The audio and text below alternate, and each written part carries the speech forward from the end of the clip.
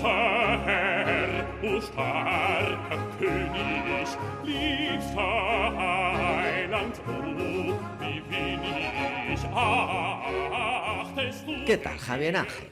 Ya estamos en Año Nuevo, a la mitad de la Navidad, y en unos días vendrán los Reyes Magos de Oriente y ya solo nos quedará esperar a la candelera para poder desmontar los belenes. Achtest du der liebenden Tracht, liebster Heiland, großer Herr, o starker. Así que si te parece bien, pasados los ajetreos de la Nochebuena y la Nochevieja, vamos a darnos un reposo y dedicar unos sosegados papeles a la música de la Navidad. Claro, Feliciano, me parece estupendo. Y digo yo que hablarás de los conciertos que se dan en estos días en iglesias, en auditorios y que ya son unos clásicos de la Navidad. Froh, wie seine Sonnen, fliegen froh, wie seine. Hombre, Feliciano, Beethoven, la novena, el himno de la alegría.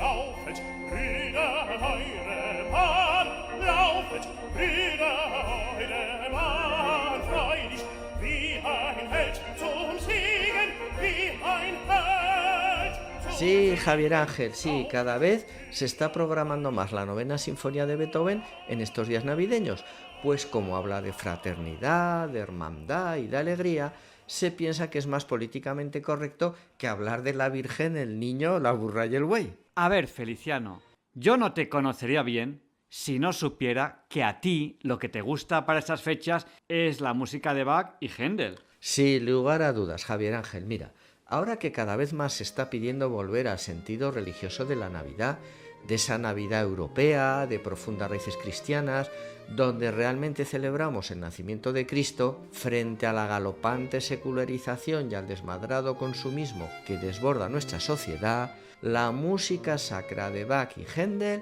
se hace imprescindible. Y qué maravilloso es poder escuchar estos días por los teatros y las parroquias de España y de toda Europa esta celestial música.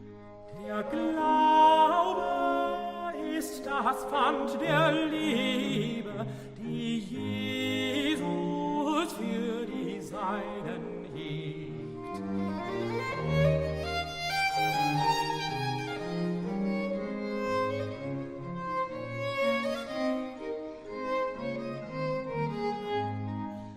Der Glaube ist das Pfand der Liebe, die Jesus für die Seinen hegt. Johann Sebastian Bach es el padre de la música occidental y después de más de 300 años su influencia sigue muy vigente en la música actual, tanto sinfónica pero oye, también en el pop y en el jazz, ¿eh?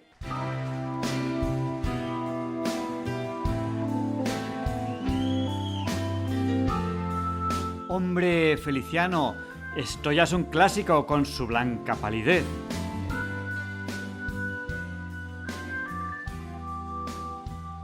A ver, Javier Ángel, ¿a ti esto a qué te suena? ¿A Bach o a Morricone?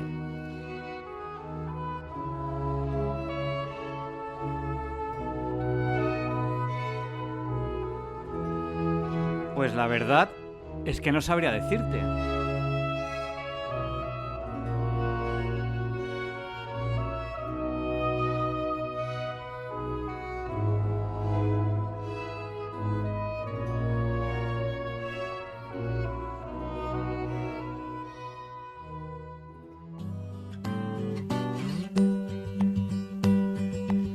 ¿Esto a qué te suena? ¿De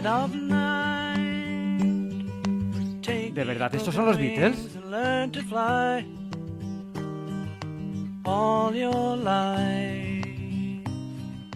El mismo McCartney reconoció que había tomado la progresión de estos acordes de las partituras de Bach. Y realmente suena a Bach. Bueno, Feliciano, pero el reggaetón no creo que esté inspirado en la música de Bach. A ver, Javier Ángel, estamos hablando de música, ¿eh? Entonces el reggaetón no es música, eso es una monserga insoportable.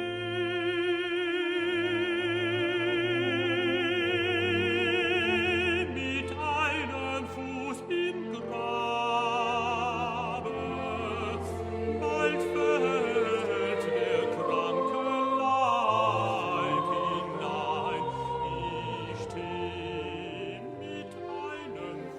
A pesar de su genialidad, oye, pues no creas que Bach era pues un estrafalario, artista bohemio, no.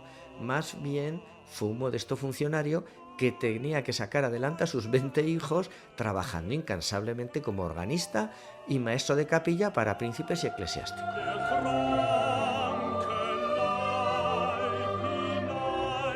En su correspondencia casi encontramos más reclamaciones salariales que cuestiones musicales. Su jefe, el duque Ernesto de Sajonia, estaba hasta las mismísimas narices de las continuas reclamaciones de Bach, que si el Montepío, que si las horas extras, que si los trienios, pero bueno, cuando ya se enteró de que el maestro estaba negociando con la competencia para irse con el príncipe Leopoldo Cotten, que según parece ese sí que le reconocía los trienios de antigüedad, no pudo más, montó en cólera y metió preso al pobre Bach durante todo un mes en la cárcel para que recapacitara. Vaya, pues este sí que era un buen negociador sindical, el duque Ernesto. Una de las obligaciones de Johann Sebastian Bach era componer una cantata semanal, poniendo música a los textos sagrados para las celebraciones religiosas. No hay mejor compañía, Javier Ángel, que estas cantatas para seguir la liturgia de todo el año. Se conservan más de 200 y claro, muchas de estas partituras estaban dedicadas a la Navidad. Y es una maravilla poder escucharlas por estas fechas en nuestros teatros y parroquias.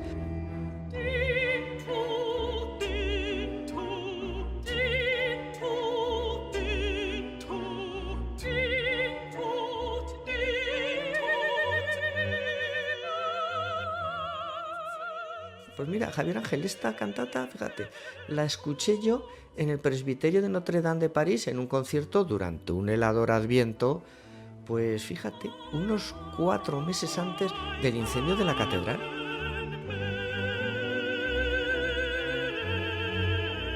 La verdad es que tengo un recuerdo de esa noche pues muy emotivo, ¿no? La catedral estaba en penumbra y toda para nosotros, pues la verdad es que casi había más músicos que público.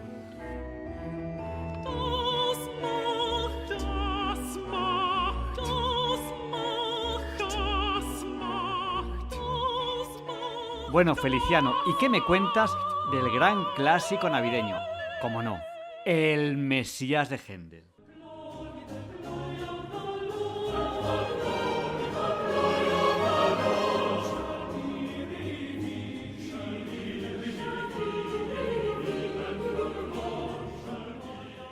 Händel dejó su Alemania natal y se fue a vivir a Londres, donde triunfó con sus óperas de estilo italiano. Pero, oye, el público ya sabes cómo es, al final todo cansa y llegó un momento que fue rechazado por el público, pero sobre todo por los empresarios. A la ruina económica de Händel se le sumó su ruina física. Entonces, enfermo y sin dinero, abandonó Londres rumbo a Dublín con un libreto debajo del brazo como todo patrimonio. El texto lo había escrito Charles Jennes para que compusiera un oratorio.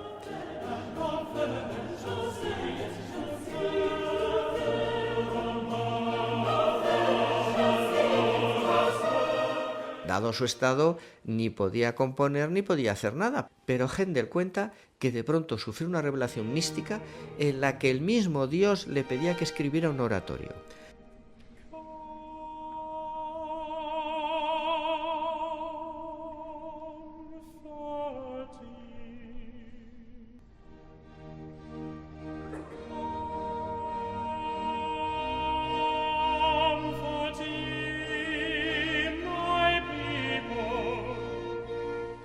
Así que tomando fuerzas de donde no las había, en 3 semanas compuso el Mesías.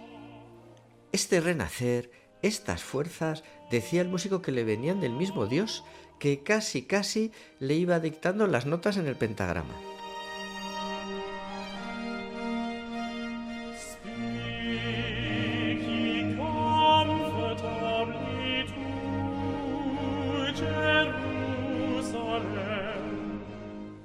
Una música tan gloriosa solo puede venir del mismísimo Dios. Pero dime, Feliciano, ¿Händel triunfó con el Mesías desde el primer día? ¿O como ya ha pasado en muchas otras obras famosas, necesitó del paso del tiempo para que el Mesías fuera reconocido por el público? Fíjate si triunfó, que cuando comenzaron los ensayos ya se corrió la voz por todo Dublín de que Händel estaba componiendo una obra extraordinaria y se creó tanta expectación que varias asociaciones benéficas acudieron al músico para pedir que les donara una parte de la taquilla.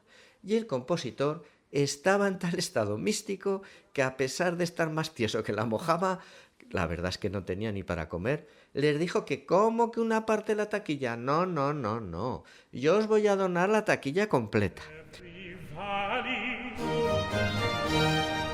Every valley shall be exalted, shall be exalted.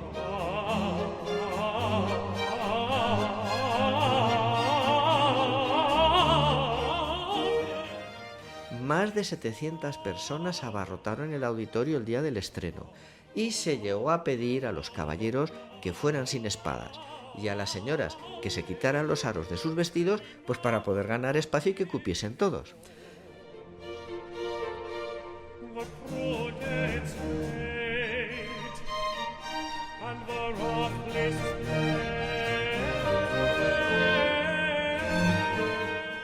Históricamente, la Iglesia ha tenido una cierta aprensión, ¿verdad?, al mundo de la farándula, sobre todo a las actrices y a las cantantes. Sí, bueno, digamos que no han sido muy partidarios. En la época de Händel, en los coros religiosos pues no había mujeres.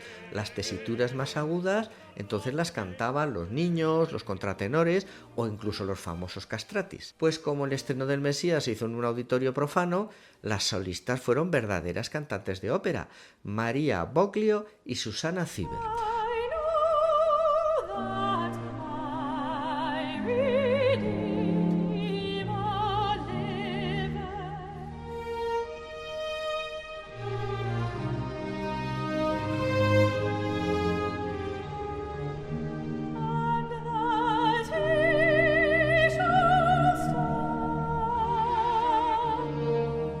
Su éxito fue tal que al finalizar el concierto, el reverendo Delaney, que estaba entre el público, se puso en pie y exclamó entusiasmado: «Susana, por esto que has cantado, que todos tus pecados te sean perdonados». Oye, yo me apunto a eso. No hay duda de que fue un éxito. Pues después de este éxito, Händel ya se volvió a Londres con su Mesías, pero allí el Mesías ya no tuvo tanta repercusión, ¿eh? Y además se dijo pues, que era una obra demasiado elevada para darla en los teatros y que era más propia pues, para que se interpretara en iglesias y catedrales.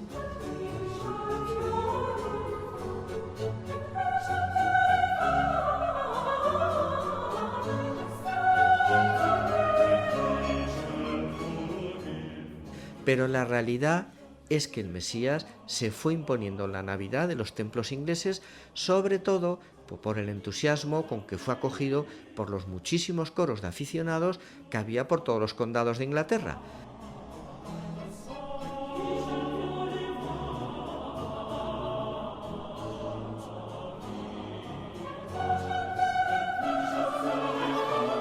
El Mesías pasó de Inglaterra a toda Europa. Fíjate si se hizo popular el Mesías, que también contaba con sus propias leyendas urbanas, que hicieron que el público escuchara en pie el aleluya, remedando la falsa creencia de que el rey Jorge II lo había hecho así en su estreno en Londres. Venga, va, Javier Ángel, pongámonos en pie para escuchar el aleluya. ¡Aleluya!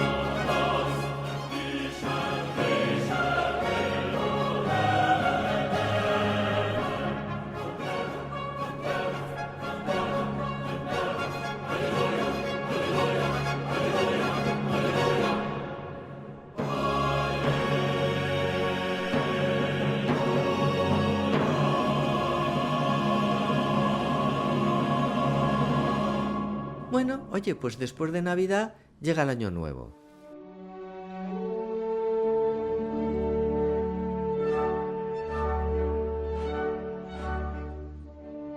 Y el concierto de Año Nuevo de Viena.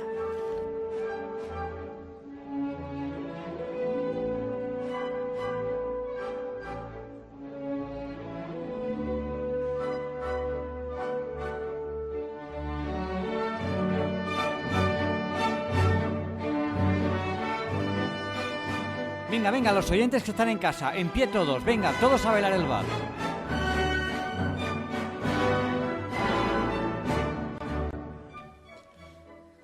El concierto en la Sala Dorada de Viena es la cita imprescindible de la mañana de Año Nuevo desde hace nada menos que 87 años. ¿Tantos años tiene el concierto de Año Nuevo?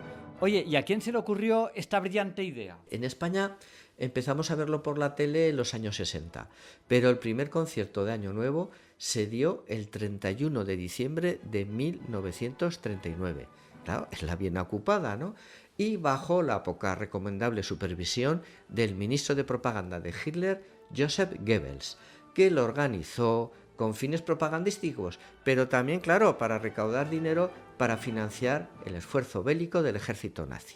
En la primera edición, curiosamente, no se interpretó ni el Danubio Azul ni la famosa Marcha Radetzky. Aunque el concierto fue un éxito, pues la verdad es que en esos tiempos el horno no estaba para bollos, ¿no? Y no se volvió a celebrar hasta el 1 de enero de 1941. Y desde esa fecha sí, ininterrumpidamente hasta hoy. Siempre con las partituras de la numerosa familia de músicos Strauss.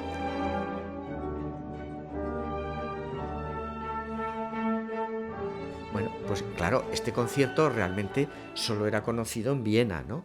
Pero en el año 1959 la incipiente televisión austriaca retransmitió por primera vez el concierto en directo para toda Austria. Y luego, en los años sucesivos, pues ya se fue incorporando todas las televisiones de Europa, siendo en estos momentos uno de los eventos televisados con mayor audiencia mundial. Y claro, toda esta repercusión hizo que los mejores directores pusieran sus ojos en el concierto del Año Nuevo. Karajan, Matze, Lavado, en fin, bueno, la élite mundial. Fíjate, Javier Ángel, oye, la importancia que ha tenido la televisión en este evento, ¿eh? Pues musicalmente es un concierto, vamos a ver, muy simple, ¿no? Que podría tocar esta maravillosa orquesta de primera leída y sin ensayar. De hecho, durante muchos años fue el mismísimo concertino, el primer violín, el encargado de dirigir la orquesta. Pero el calor de la brutal audiencia televisiva es también el calor del prestigio, de la fama y, por qué no decirlo también, del dinero.